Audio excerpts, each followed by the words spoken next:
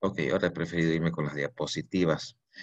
Bien, vamos a ver hoy día, empezando lo que es el tema que corresponde a análisis de varianza, y la definimos como una técnica estadística que nos permite comprobar si varias medias poblacionales son iguales entre sí.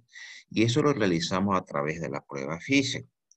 Si se llegara a demostrar que por lo menos existe una diferencia de medias entre un par por lo menos, entonces habrá que ver y probar entre qué medias están las diferencias. En otras palabras, ¿qué nos quiere decir esto? Nosotros en prueba de hipótesis, cuando nos interesaba comparar promedios, usábamos la prueba de comparación de medias poblacionales, ya sea muestras grandes o sea muestras pequeñas, ¿cierto? Pero ahí comparábamos dos promedios. Entonces, el análisis de varianza nos permite comparar varios promedios al mismo tiempo. Obviamente, más de dos. No tendría sentido desarrollar para dos promedios que vienen de dos poblaciones diferentes, usar el análisis de varianza. Entonces, generalmente eso es cuando queremos comparar 3, 4, 5, 6 o 7 promedios al mismo tiempo. Queremos saber si a través, si esos 6 o 7 promedios son iguales. Bastaría que uno de los 7 sea diferente a los demás para decir, entonces, que los promedios de esos 7 grupos o 6 grupos con los cuales estemos trabajando no son iguales.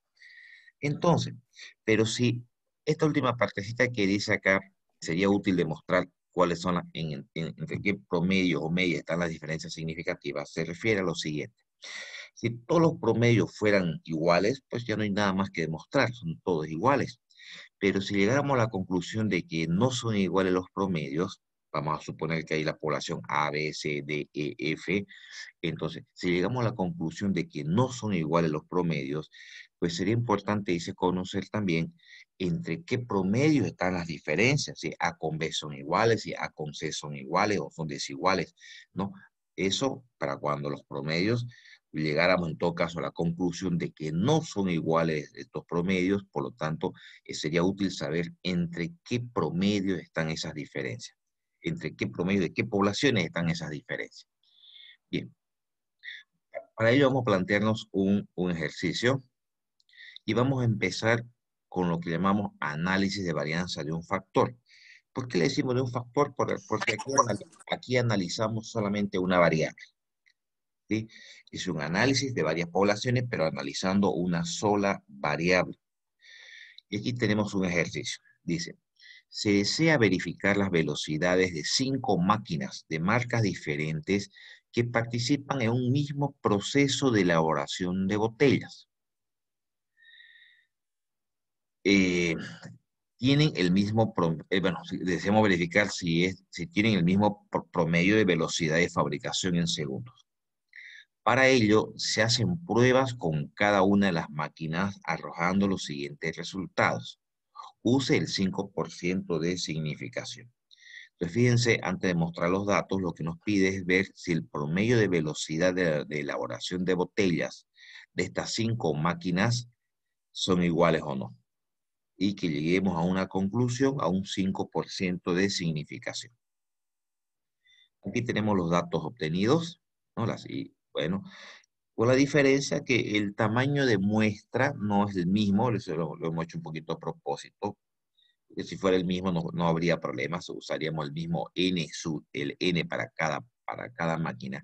En el caso de la máquina A, fíjense, tiene solamente ahí son de 7 datos, en la máquina B hay 3, hay 8 datos, en la máquina C hay 3, 6, 9 datos, en la máquina D hay 3, 3, 6, 8 datos, y en la máquina E hay 3, 6, 7 datos. 7 datos. Muy bien. Entonces, en base a esa información, queremos saber si el promedio de velocidad de fabricación de estas 5 máquinas es el mismo o son iguales. Para ello es importante que nos planteemos primero nuestras hipótesis.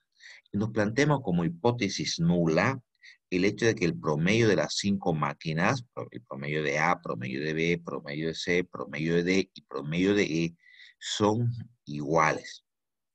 Y como hipótesis alternativa de que por lo menos existe un alfa suite que es diferente a cero. ¿Qué quiere decir eso, un alfa sui? Es una comparación de promedios, es decir, que por lo menos hay una diferencia o hay una diferencia en la comparación de dos de las máquinas que nos salga diferente de cero. Porque si fuera igual a cero, significa que son iguales. Como son diferentes, pues sería diferente a cero la comparación entre dos máquinas. Es decir, que, que existe por lo menos un alfa sui, una comparación entre dos máquinas que nos arrojan velocidades diferentes de cero en su comparación. A eso se refiere. Bien, entonces una vez planteadas nuestras hipótesis, importante recalcar que el n, que es el n mayúsculo, perdón, el n así solito, el n minúsculo en este caso, representa la cantidad total de elementos. En este caso sería la sumatoria de todos los elementos que hay. Hemos dicho que la máquina A tiene 3, 6, 7, bueno, sumando todos los elementos son 39 en total. Y vamos a simbolizar con K la cantidad de tratamientos. Aquí le llamamos tratamiento en realidad a las columnas que tiene la variable. En este caso, ¿cuál es la variable que estamos analizando? Velocidad de las máquinas. Esa es la variable, ¿no? Y hay 5 tratamientos para ello. Estamos aplicando A, B, C, D, E, 5 máquinas. Bien. Perfecto. Otra cosa importante, entonces, a esos datos iniciales que tenemos en esa tabla, es necesario que le vamos calculando unas cositas. Por ejemplo, fíjense, aquí nuevamente la tenemos la tabla con las 5 máquinas. Lo que hemos hecho es calcular la sumatoria de cada tratamiento, que es lo que llamamos T sui. Aquí está por si acaso explicado, ¿no? El T sui, la sumatoria del tratamiento I. Entonces, el tratamiento A, tratamiento B, tratamiento C, tratamiento D, tratamiento E, hemos realizado su sumatoria de cada una de esas columnas, cada uno de esos tratamientos. Y eso lo llamamos como T sui, ¿no? Bien, ahora la cantidad de elementos que hay en cada columna o en cada tratamiento lo llamamos N sui, ¿no? 7, 8, 9, 8, 7. Y obviamente la sumatoria de todos estos N sui, pues nos da el N que habíamos dicho en la diapositiva anterior, que era 39, el N total, ¿no? Que nace la sumatoria de los N sui de cada uno de los tratamientos. Y este X sui es el promedio de cada tratamiento, ¿no? Que es cómo obtenemos cada uno de estos valores, la sumatoria de toda esa columna, es decir, en otras palabras, el T sui dividido entre el N sui de cada tratamiento, de cada columna, nos genera los promedios de cada uno de los tratamientos, ¿sí? 521 entre 7, 762 entre 8 y así sucesivamente encontramos los promedios para cada uno de los tratamientos. Ok. Una vez realizado esta operación, entonces, de completar la columna, empezamos a calcular unos factores que nos van a ser útiles, empezando por lo que llamamos la suma de cuadrados totales, que lo vamos a simbolizar así, SCT. La suma de cuadrados totales es la sumatoria de todos los x y j al cuadrado, menos c, que es un factor de corrección. Ya, pero ¿qué cosa es xj? ¿Cuántos datos tenemos? 39 datos, refiere, son 39 datos. El xj es cada uno de los datos que tenemos, es decir, cada uno de los 39 datos que tenemos. Pero nos pide que lo tengamos al cuadrado. Entonces, lo que debemos proceder es cada uno de los 39 datos que tenemos, que sigue ingresando la gente, no me deja, me distraen mucho, voy a tener que, bueno, emitirlo, pero ya tengo, por favor. Creo que vamos a tener que ponerle un tope a la entrada, ¿no? Que cada rato que me aparece en la pantalla, que me salta así cada ratito. Desde que hemos empezado, estoy cada 10 segundos uno que entra. Bien, entonces cada uno de estos 39 datos, les decía, pues 73 al cuadrado, más 96 al cuadrado, más 71 al cuadrado, más 92 al cuadrado. Y hay que hacer esa operación con los 39 datos. Eso es, ¿no? Cada uno de los 39 datos, cada uno de los 39 XJ al cuadrado, esa sumatoria nos da 271.030. Fíjense, lo que hemos hecho nosotros, vuelvo a repetir, cada uno de los 39 datos que tenemos, cada uno de ellos lo hemos elevado al cuadrado y hemos obtenido la sumatoria. Dice, muy bien, está. Pero ahora para poder encontrar esta suma de cuadrados totales, necesitamos también tener el valor C. Le decía que el valor C representa un factor de corrección. ¿Cómo lo encontramos? El t al cuadrado. ¿Cuánto es el t? El t es 3230, recuerden, ¿no? Que era la sumatoria de todos los t sub i.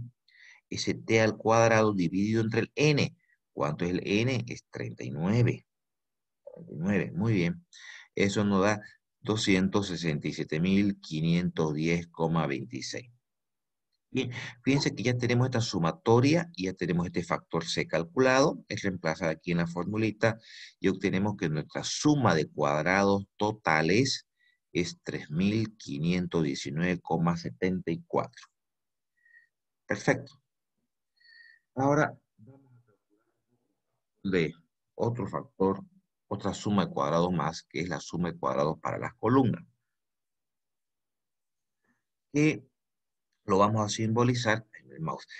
SCC, la suma de cuadrados para las columnas. Aquí nos pide también el factor de corrección, que ya lo tenemos calculado acá, ¿sí? Pero nos pide, fíjense, la sumatoria de todos los t sub i al cuadrado dividido entre su respectivo n sub i. ¿Qué eran los t sub i? La sumatoria de cada columna. ¿Y qué eran los n sub i?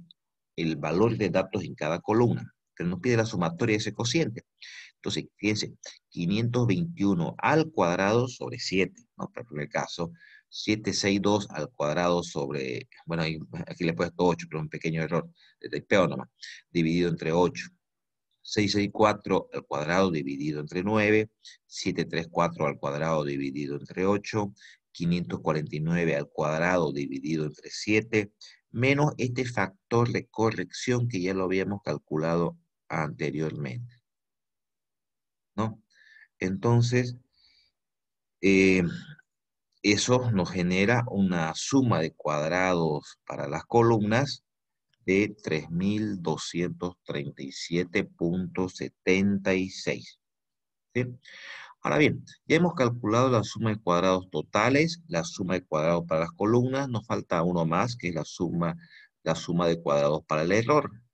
Esa suma de cuadrados para el error lo vamos a extraer de la fórmula general que nos dice que la suma de cuadrados totales es igual a la suma de cuadrados para las columnas más la suma de cuadrados para el error. Por diferencia, ¿no? Teniendo la suma de cuadrados totales y teniendo la suma de cuadrados para las columnas, por diferencia encontramos que esa suma de cuadrados debido al error es 281,98. Muy bien. Ahí me voy a detener un ratito. ¿Alguna pregunta, chicos? ¿Alguna consulta?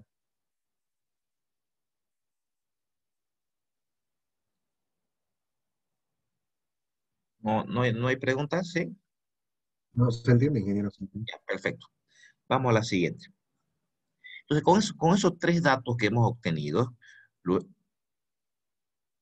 fíjense, armamos este cuadro. Este cuadro es muy famoso en la estadística matemática. Se llama el cuadro ANOVA o el cuadro ANDEVA también se le dice. Está formado, bueno, este es el cuadro que es para un análisis de varianza de un factor. Recordemos que estamos todavía en análisis de varianza de un factor. Está la columna que le llamamos fuente de variación, que está donde se coloca en la fila el dato que tenemos de la variable que estamos analizando en las columnas, ¿no? Que son las máquinas, la velocidad de las máquinas, se introduce la opción del error y el total. Y verticalmente tenemos la suma de los cuadrados, que fíjense que son los que hemos calculado hace un momentito, suma de cuadrados para las columnas, suma de cuadrados para el error y la suma de cuadrados totales. Es lo que hemos calculado hace un momentito en la anterior diapositiva. Tenemos la columna de grados de libertad, tenemos la columna de cuadrados medios y tenemos el F calculado. Este F calculado que aquí en análisis de varianza se lo conoce mucho como F calculado, pero le puse el nombre con el cual se usa para no generar confusión, para que les guste mirar algún video de YouTube o les guste ver libros, pero este F calculado es lo que nosotros llamamos el F de prueba, es lo mismo, es el F de prueba, pero se le dice F calculado, se le acostumbra mucho y en los videos de YouTube que van a ver, ustedes en los libros sobre la temática, usan mucho el término F calculado, ¿ya? El F crítico lo vamos a calcular de otra manera. algo importante que me estaba olvidando decirles, que en el análisis de varianza se trabaja con F, es decir, se trabaja con Fisher. Perdón, se me ha vuelto loco mi mouse. Y ahora sí. En las pruebas de análisis de varianza, si recuerdan ustedes, cuando hicimos bondad de ajuste, era puro chi cuadrado, ¿no? Igual que las pruebas de bondad, de independencia y de homogeneidad. Pero en las pruebas de análisis de varianza, tanto en el de un factor, de dos factores, y vamos a ver si lo vamos a ver, lo vamos a hacer de tres factores, que es muy largo, es sumamente largo, tal vez se lo dé más como conocimiento, ya lo veremos en su momento. Usamos la prueba Fisher. Sí, usamos la prueba Fisher. Muy bien. Entonces, nosotros ya hemos calculado esta primera columna. Suma de cuadrados para la columna, suma de cuadrados para el error, suma de cuadrados totales. Esta columna de grados de libertad, fíjense que en el caso de las columnas es igual a K menos 1. ¿Qué cosa era K? Era la cantidad de columnas o tratamientos, que era 5, menos 1, 4. Los grados de libertad para el error viene definido por N menos K. N es la cantidad total de datos. Recuerden ustedes que eran 39. K es la cantidad de columnas, eran 5. Por eso que es 34. Y los grados de libertad para el total, el N menos 1, datos son 39, datos eran en el total, menos 1, 38. ¿Sí? Bien, de esa manera llenamos nuestra columna de grados de libertad. Los cuadrados medios, en realidad son los cocientes en las filas, creo que aquí está en la fórmula, ¿sí? Son los cocientes, les decía, para el cuadrado medio, para las columnas, fíjense, es el cociente entre la suma de cuadrados para las columnas con su respectivo grado de libertad. ¿Qué quiere decir? Suma de cuadrados para las columnas dividido entre sus grados de libertad, en otras palabras, 3237.76 dividido entre 4, obtenemos el CMC, que es el cuadrado medio para las columnas. ¿Sí? Muy bien. El cuadrado medio para el error, lo mismo. ¿Sí? Suma de cuadrados para el error, dividido entre sus respectivos grados de libertad, nos genera el cuadrado medio para el error, 8.29. El cuadrado medio total, bueno, sería lo mismo, pero no hay necesidad de que lo calculemos, porque no lo vamos a ocupar para nada. ¿Sí? En realidad se trabaja con estos dos de acá. Entonces, para obtener nuestro factor de prueba, el factor crítico, perdón, el de prueba, quiero decir, el calculado, es el cociente, fíjense, entre el cuadrado medio para la columna dividido entre el cuadrado medio del error. Es decir, que este 809.44 dividido entre el 829 nos da un F de prueba, un F calculado de 97,64. Este es nuestro factor de prueba, que aquí lo estamos llamando F calculado, factor calculado, ¿sí? En otro F calculado. Y es el que va a entrar a nuestra gráfica a ver si estamos en la zona de aceptación o en la zona de rechazo. Ahora obtengamos nuestro factor crítico, a través de la prueba Fisher, pero con una cosita más que también me estaba olvidando decirle. En estas pruebas de análisis de varianza, nosotros trabajamos con el factor F, pero además de eso, con una única zona de rechazo, también localizado al lado derecho solamente. ¿Sí? Entonces, como vamos a trabajar al 95%, entonces esta zona de rechazo está localizado al lado derecho, corresponde al 5%. Recuerden ustedes que para poder usar la tabla Fisher necesitamos grados de libertad del numerador, grados de libertad del denominador. Los grados de libertad del numerador viene definido por K menos 1, K es la cantidad de tratamientos, que eran 5, recuerden, menos 1, 4. Los grados de libertad del denominador viene definido por N menos K, N es 39, K es 5, 34. Entonces, al 95%, con 4 grados de libertad en el numerador, 34 grados de libertad en el denominador, en la tabla Fisher, obtenemos el valor de 2,65. 2,65. Muy bien, ya tenemos nuestro factor crítico. Ahora, el factor de prueba, o F calculado, como quieran, que es 97,64, viene entonces y compara y vemos que se encuentra ustedes me dicen, en la zona de aceptación o en la zona de rechazo, chicos.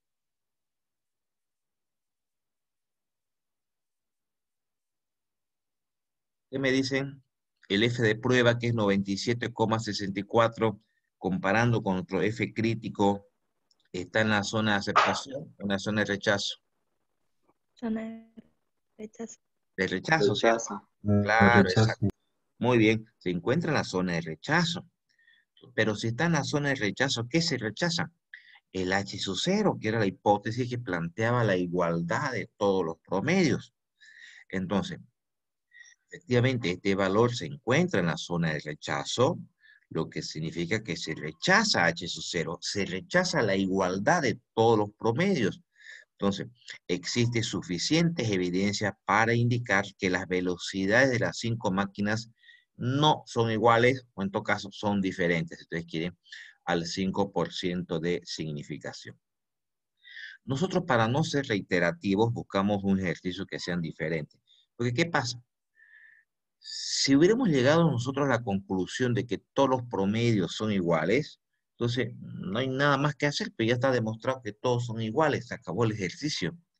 Pero si son diferentes, como en este caso, entonces el ejercicio continúa, porque sería importante saber si son diferentes, entre qué máquinas entre sí están las diferencias. Para saber, la máquina A es igual a la B, o entre qué máquinas están las diferencias que se pueden presentar. Entonces, a ese análisis, ya una vez que llegamos a la conclusión de que existen diferencias entre las máquinas, en este caso entre las velocidades, les decía, es necesario que comparemos entre qué máquinas están esas diferencias. Esa comparación es lo que llamamos nosotros como el análisis de comparación a posteriori, que se trata de plantear un conjunto de hipótesis para ver entre qué máquinas están presentes esas diferencias. Repito, que si hubiéramos llegado a la conclusión de que las máquinas son iguales, pues no hay nada que comparar. Si todas las máquinas son iguales, pues no hay diferencia entre ninguna máquina. Es obvio, ¿cierto? El ejercicio acabará aquí. Por eso fue un poquito a propósito que buscamos la opción de que nos salgan diferentes para que eso nos obligue a continuar.